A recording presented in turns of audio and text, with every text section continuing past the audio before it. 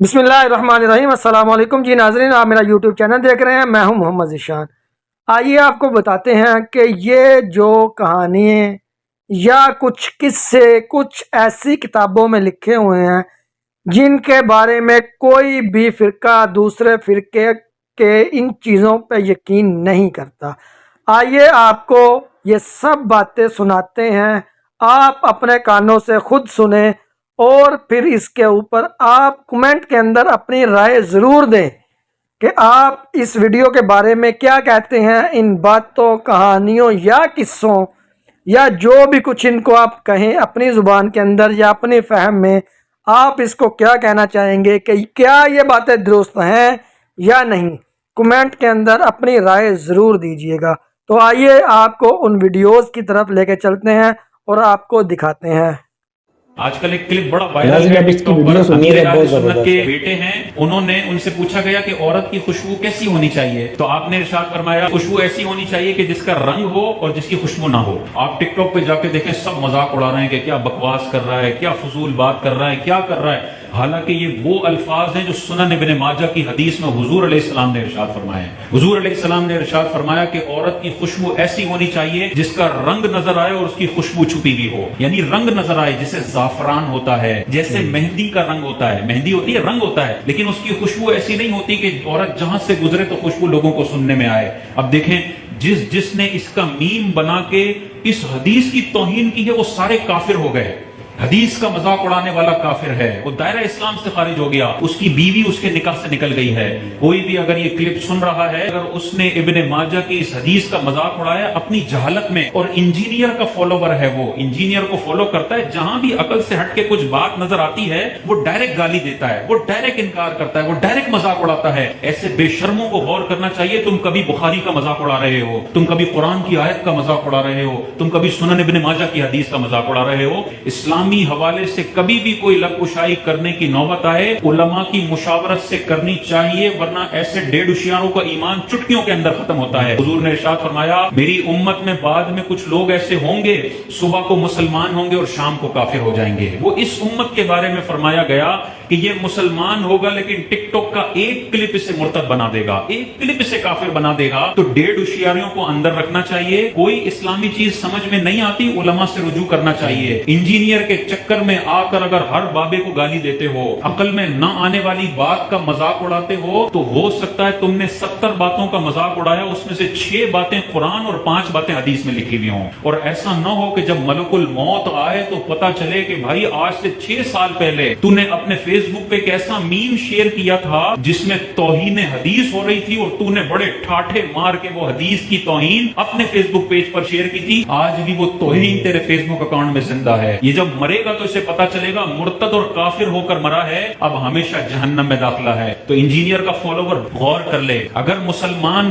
مرنا ہے اس نے اولیاء کا ادب اپنے ذہن میں رکھے، صحابہ کا ادب اپنے ذہن میں رکھے، انبیاء کا ادب اپنے ذہن میں رکھے، اسلام کے خلاف لب کشائی کرنے سے پہلے 100 دفعہ سوچے کہ اگر ذرا سی بھی گڑبڑ ہو گئی ایمان بھی برباد ہے، دنیا میں بھی ذلت ہے اور آخرت میں بھی انسان ذلیل ہو۔ وہ جی وہ چیز لیتی ہے تو بزرگ کیوں نہیں ہو سکتے؟ سر چڑیا تو اڑتی بھی ہم نے دیکھی ہے، بزرگوں کو بھی C-130 میں سوار کرتے ہیں، ٹھیک ہے جی، اور جا کے 10,000 فٹ نہیں 1,000 فٹ کی بلندی سے ہی نا اینج کر کے تھنوں کھول لیا سائیں آپ لینڈ کرن گے آخرت ہی کہنا نا جی، سائیں آپ سامن گے، وہ اپنے آپ سامن خدا کے لیے۔ وہ چڑیا کو انہوں نے ڈومین دی ہے، اس کی وجہ سے اشرف المخلوقات اگر کوئی شخص ہے تو اس کا یہ مطلب تو نہیں کہ وہ چڑیا کی طرح اڑ سکے، وہ تو ہم ہر انسان چڑیا سے بہتر ہے۔ تو یہ مرید ان کے اڑ کے بتائے نا، پیر تو اڑ نہیں سکتے تو مرید بھی اڑ کے بتائے نا۔ ان کو تو ہم کاکپٹ میں بٹھا دینا پہلی دفعہ، اور ان کے مریدوں کو ساتھ سوار کریں نا کہ سائیں جڑے نے خود لینڈ کران کے جہاز، کوئی ان کا مرید بھی نہ جہاز میں بیٹھنے کے لیے تیار ہو، اس طرح ہوتا ہے۔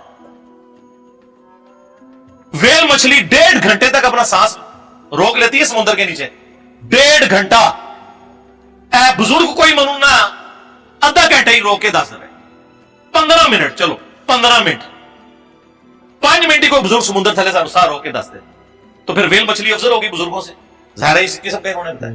ہاتھی پاؤں مار کے زمین پہ 40 کلومیٹر دور تک دوسرے ہاتھی سے کمیونیکیٹ کرتا ہے، بابا دیوار کے پیچھے کمیونیکیٹ کر کے بتا دے۔ खुदा के लिए अल्लाह ने हर चीज को मुख्तलिफ क्वालिटीज दी हुई हैं। इन क्वालिटीज से किसी की बुजुर्गी में फर्क नहीं पड़ता। इंसान को अल्लाह ने एक चीज ऐसी दी है जो उसे मुमताज करती है, उसकी अक्ल है। एक बैल के सामने दूसरा बैल ज़बा होता है ना, और अगर बैलों को ये पता चल जाए कि मेरी भी बारी आनी है तो वो छुड़ा के भाग जाए, लेकिन उनको अकल नहीं है। वो बस उनकी जो इंस्टिंक्ट है ना उसके ऊपर वो काम करते हैं। जो अल्लाह ने उनको एक डेटम लेवल की जितनी समझ दी है बस उससे ज्यादा नहीं वो कर सकते। इंसान तो पहले सोच लेता है, फिर मेरे वर्गा बंदा हो गए तो सूंघ के दस देने के काम पान लगे ने तो इन्होंने के काम पाया इन्होंने पिछले ने, तो ये अकल है ना। इसी की वजह से अल्लाह ताला ने इंसान को मुमताज किया। वला तकफु मा लैसा लका बिही इल्म इन्न अस्समा वल बसरा वल फुआद कुल्लु उलाइका काना अन्हु मसऊला। इंसान किसी चीज की पैरवी उस वक्त तक मत कर जब तक कि तेरे पास इल्म ना आ जाए, बेशक कान, आंख और अक्ल इसके बारे में तुमसे पूछा जाएगा। सूरह बनी इसराइल आयत नंबर 36, 9th कमांड है 10 कमांडमेंट्स जो कुरान में आया, कुरानिक वर्जन ऑफ 10 कमांडमेंट्स। इस्लाम कभी नहीं मानेगा कि घर की मुंडेर पे कौवा बैठा हो तो मेहमान के आने की नवीद है, जूती पे जूती चढ़ दे तो सफर लिखा हुआ है, या एक गाय या बैल है उसने एक सींग पे जमीन उठाई हुई है, जब वो थक के दूसरे पे उठाती है तो ज़लज़ला आता है। नहीं, ना इस्लाम मानता है ना साइंस मानता। इल्म दो ही है, रिवील्ड नॉलेज कुरान और सुन्नत का इल्म जो वही के जरिए आया पैगंबरों के जरिए, या acquired knowledge the knowledge obtained through observations and experiments, science का इल्म। इस्लाम किसी तीसरे इल्म को मानता ही नहीं है, या रिवील्ड नॉलेज होगा या एक्वायर्ड नॉलेज। ये टॉपिक तो बहुत ज्यादा है, वो बात कहां से कहां निकल गई। मैंने जो कि फिलबदी गुफ्तगू करनी होती है, मैंने कोई दूसरा वो पॉइंट्स बना के वो रट्टे तो नहीं मार के करने होते हैं, सिर्फ आपको बताना है कि अर्ज किया कि मरने से पहले ऐ मुसलमान कर ले इस पे गौर, किताबों का खुदा और है, बाबों का खुदा और। बाबे भी उसी अल्लाह को मानते हैं लेकिन वो क्वालिटीज नहीं जो किताबों में नहीं है। कहने को तो दी सबका इस्लाम है, लेकिन किताबों का जहां और है, बाबों का जहां और जब ये आप कभी गौर करेंगे ना मेरे भाई, तो आपके अंदर से आवाज निकलेगी क्या कि ना मैं बाबी ना मैं बाबी, मैं हूं मुस्लिम इल्मी किताबी। और जब आप ये दावत लेके लोगों में जाएंगे तो आप देखेंगे क्या होगा, फिरकों की दुकानें बंद, the damage has been done.